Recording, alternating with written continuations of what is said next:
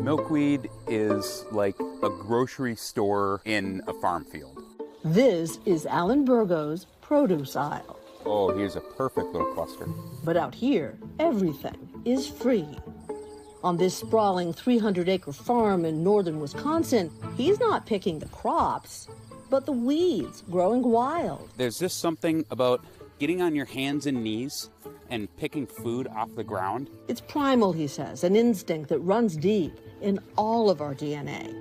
95% of all of the people who have ever lived have been foragers. Every single person on the planet is descended from a forager. Every single person. Our bodies want us to find food. So we get that rush of dopamine. It never gets old.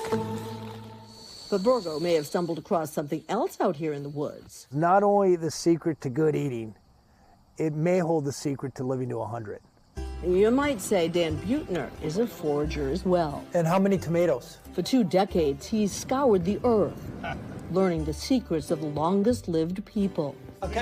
Only about 20% of how long you live is your genes. The other 80% is something else. Dan and his team found that something else in the blue zones, and he's taken us there. Remote places like Ikaria, Sardinia, and Nicoya.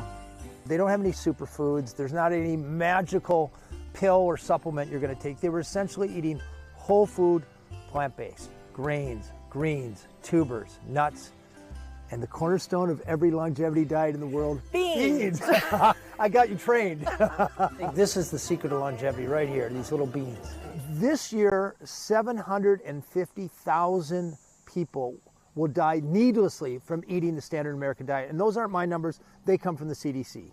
All right, what's the standard American diet? On average, we eat about 270 pounds of meat, about 650 pounds of dairy, about 150 pounds of sugar. In blue zones where people are living a long time, they do eat meat, but only 5 times per month, and a portion about the size of a deck of cards. Celebratory food that people have occasionally. Unfortunately, that's not the way we eat. But when he took that road trip across America last year, he discovered some long-forgotten but uniquely American ways of eating. It's not only ingenious, but it's also blue zone healthy. It's this great treasure trove that somehow we've forgotten to look at.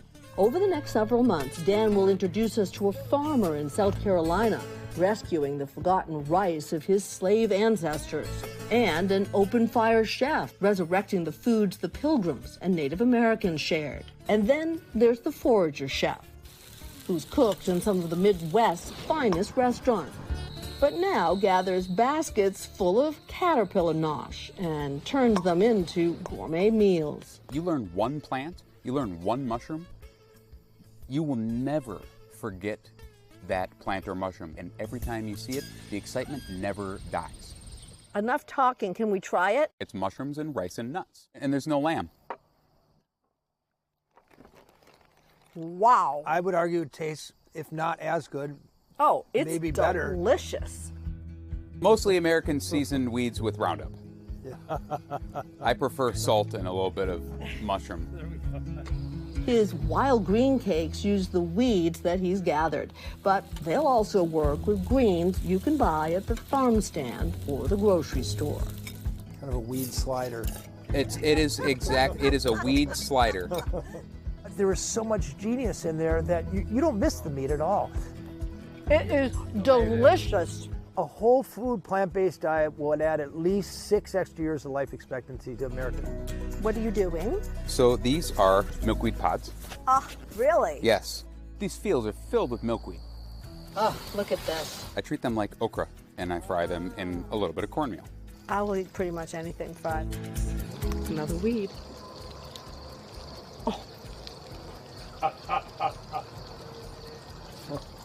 You know what you're doing. A little bit like okra.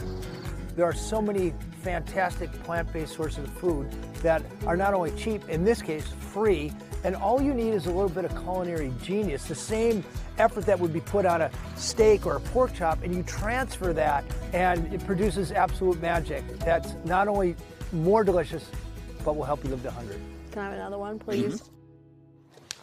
Okay, I wasn't kidding. It was delicious. And the recipe for those weed sliders is on our website if you want to check it out. I expect you all to make one this weekend and report back. You know, Alan has a book which can instruct you in how to cook this stuff. And Dan Buettner has a new book coming out. You can pre-order it. So. You should be careful just walking around the woods, picking stuff off the floor and eating it. Indeed, you should. I mean, and especially we all know that there are a lot of mushrooms that can be really deadly and dangerous. So you don't want to just go out and do this randomly. But, you know, we all know what a milkweed looks like, right? And that's what the fried thing was. And I'm telling you. What did it taste like, though? Was it like, did it taste chicken? Like no. No, it tasted like a sort of, you know, those, sometimes you can get nasturtium or, you know, fried.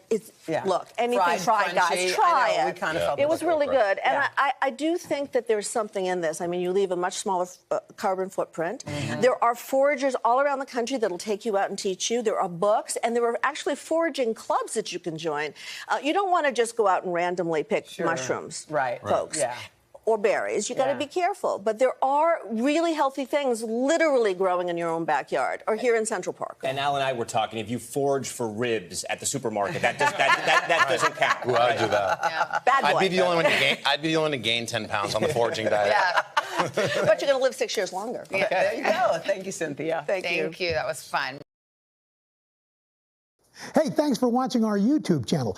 Find your favorite recipes, celebrity interviews, uplifting stories, shop our favorite deals, and so much more with the Today app. Download it now.